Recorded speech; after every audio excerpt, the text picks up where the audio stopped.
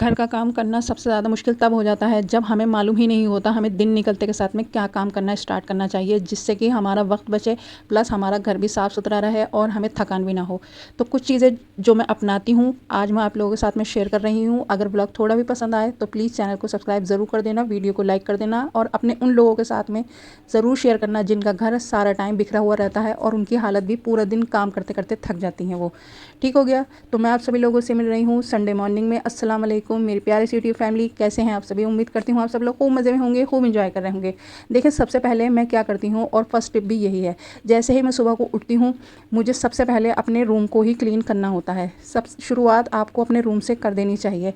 तो अपने बेड को ठीक किया करें और अपने रूम के साथ ही साथ जो भी आपके रूम के अंदर चीज़ें क्लीन होनी है हैंड टू हैंड उनको भी ठीक कर दिया करें, मतलब साफ़ कर दिया करें। जैसे ही बेडशीट चेंज करनी हो फटाफट से बेडशीट निकाला करें और आपको क्लीनिंग करना स्टार्ट कर देना चाहिए।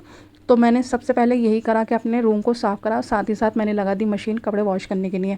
उसके बाद मैं आ गई नीचे और मैंने बेडशीट वगैरह साफ़ कर दी, प्लस मैंने अपने रूम को भी साफ़ करना स्टार्ट कर दिया। इससे मेरे दो काम आसान हो जाएंगे, पहला मेरा रूम भी क्लीन होना स्टार्ट हो जाएगा और दूसरे मेरे कपड़े वॉश होना भी स्टार्ट हो जाएंगे। इस तरह से मेरा बहुत सारा टाइम बचेगा। अब आ जाते हैं दूसरे काम पर।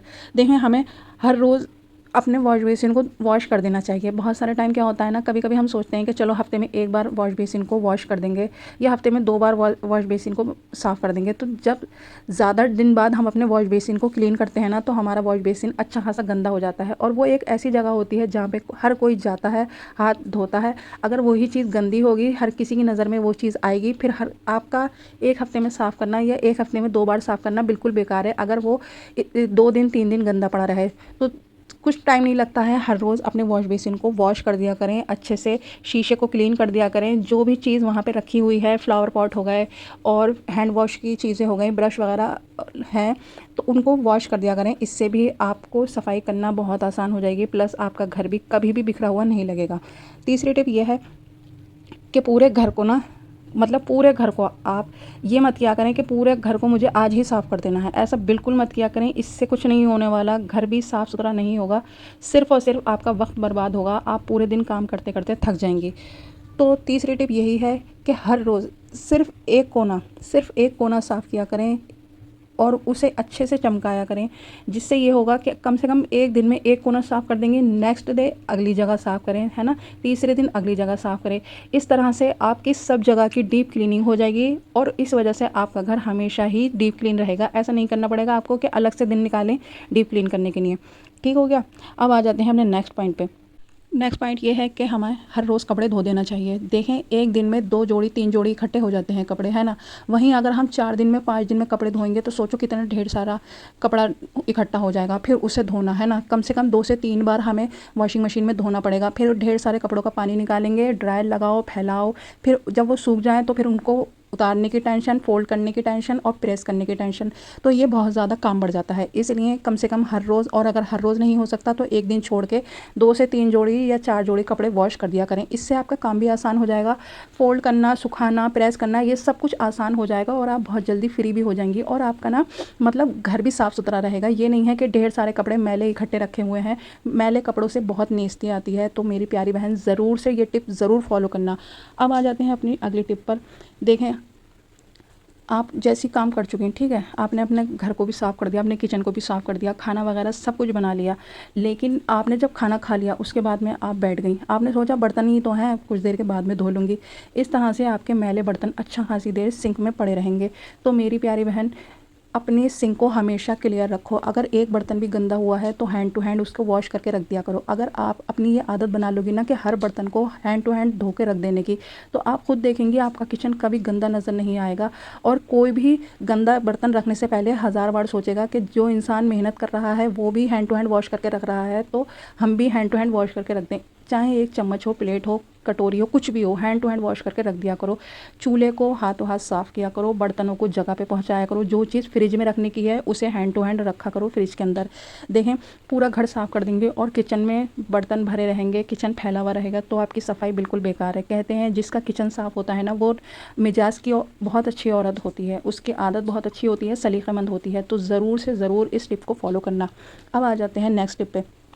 बहुत सारे टाइम हम अपने किचन में बहुत सारे बर्तन रखते हैं अपनी क्रॉकरी में, ये सोच के कि ये मेहमानों के बर्तन हैं, जब मेहमान आएंगे तो उसमें इनको खिलाएंगे मेहमानों को, और हम उन बर्तनों को बिल्कुल यूज़ नहीं करते हैं। तो इससे भी हमारा किचन बहुत ज़्यादा बर्तनों से भरा रहता है, फिर उनको धोने की टेंशन लगी रहती है। बर्तन जितना भी होगा बास्केट में निकलता रहेगा, गंदा होता रहेगा, सिंक में इकट्ठा होता रहेगा। तो कम से कम बर्तन रखो, 6 से 8 बाउल स्टैंड में रखो, 6 से 8 प्लेटें रखो आप, और कम से कम गिलास रखो, ज़्यादा से ज़्यादा 6 गिलास रखो। इस तरह से भी आपके बर्तन भी कम सनेंगे, बर्तन गंदे भी कम होंगे, आपको धोने में भी ज़्यादा टेंशन नहीं होगी, और आपका किचन भी हमेशा साफ़ सुथरा रहेगा। अगला पॉइंट देखें, हर चीज़ को हैंड टू हैंड ठीक कर दिया करें। चलते फिरते जैसे ही आपको दिखा करें कि आपकी बेडशीट ख़राब है, आपके सोफ़ा कवर ख़राब हो गए हैं, या जितनी भी चेयर हैं घर के अंदर वो इधर उधर बिखरी पड़ी हैं, तो उनको हैंड टू हैंड ठीक कर दिया करें। क्योंकि ये चीज़ें जब ऐसी बिखरी हुई होती हैं ना, तभी हमारा घर बिखरा हुआ दिखाई देता है। यही आदत आप बच्चों में डालें। ऐसा नहीं है कि सिर्फ आप ही इस आदत को फॉलो करें, बच्चों के अंदर भी ये आदत डालें कि भाई हर चीज़ को, कोई भी चीज़ हो, तुम खिलौनों से खेल रहे हो, पढ़ रहे हो, हैंड टू हैंड अपनी कॉपियाँ किताबें बैग में रखो, खिलौने उनकी बास्केट में रखो। अगला पॉइंट देखें, जिस तरह से पूरा घर साफ़ दिखना ज़रूरी है, आपका हुलिया भी साफ़ दिखना बहुत ज़रूरी है। अगर आपका घर हमेशा साफ़ दिखेगा और आपका हुलिया बदतर से बदतर दिखाई देगा, तो आप खुद समझ लें कि हर कोई ये सोचेगा कि इस लेडीज़ को बिल्कुल भी सलीका नहीं है। तो ये पॉइंट सबसे ज़्यादा इम्पॉर्टेंट है, इस पॉइंट को ज़रूर फॉलो किया करें। जैसे आपका घर चमक रहा होता है ना, बस वैसे ही आपका हुलिया भी ठीक होना चाहिए। क्योंकि घर जब सबसे ज़्यादा गंदा दिखता है, जब घर की लेडीज़ का हुलिया ख़राब दिखता है, उसके घर के बच्चों का हुलिया ख़राब दिखता है। तो जिस तरह से घर को सुबह ही ठीक कर देती हो, साफ़ सफाई का ध्यान रखती हो किचन का, घर का, बस उसी तरह से अपने हुलिये का बहुत ज़्यादा ख्याल रखा करो। तो ये सारे टिप मैं फ़ॉलो करती हूँ, और आप भी इस टिप को ज़रूर फ़ॉलो करना। आप खुद नोटिस करेंगे कि पहले से ज़्यादा आपका घर साफ़ रहने लगेगा, ऑर्गेनाइज़ रहेगा, प्लस आपकी मेहनत भी बिल्कुल कम हो जाएगी। ठीक हो गया। तो अल्हम्दुलिल्लाह मेरा सारा काम कंप्लीट हो गया था। हमारे यहाँ की लाइट बहुत ज़्यादा जा रही है, इतना ज़्यादा परेशान कर रखा है ना। मैं सोच रही थी आप लोगों के साथ में अपना वार्डरोब सेट करूँगी और भी चीज़ें करूँगी, मगर मैं नहीं कर पाई, ज़्यादा वीडियो नहीं बना पाई। ये समझ लें, ये जो मैं सब्ज़ी बना रही हूँ, मैंने खाना भी जितना बनाया, डिनर भी जितना बनाया ना, तो मोबाइल की रोशनी में बनाना पड़ा। बिल्कुल भी लाइट नहीं आ रही है 2-3 दिन से, इतना ज़्यादा परेशान कर दिया है, और उतनी ही ज़्यादा गर्मी भी हो रही है। तो दुआ करना आप लोग। और देखें मेरी प्यारी बहनों, जो भी चीज़ मैं आप लोगों के साथ में शेयर करती हूँ ना, तो सबसे पहले मैं उन टिप को फॉलो करती हूँ, उसके बाद में मैं आप लोगों से कहती हूँ कि ये सारी टिप बहुत यूज़फुल हैं, ज़रूर अप्लाई करना। तो आप लोग उन सारी बातों को ज़रूर फॉलो करना जो जो मैं आपको बताती हूँ। अब मैं करूँगी अपने ब्लॉग का यहीं पर एंड। ब्लॉग थोड़ा भी यूज़फुल लगा हो और आप मेरे चैनल पर न्यू हैं, तो चैनल को सब्सक्राइब कर देना, वीडियो को शेयर करना, अपना बहुत ख्याल रखना। मैं मिलती हूँ नेक्स्ट ब्लॉग में, तब तक के लिए अल्लाह हाफिज़।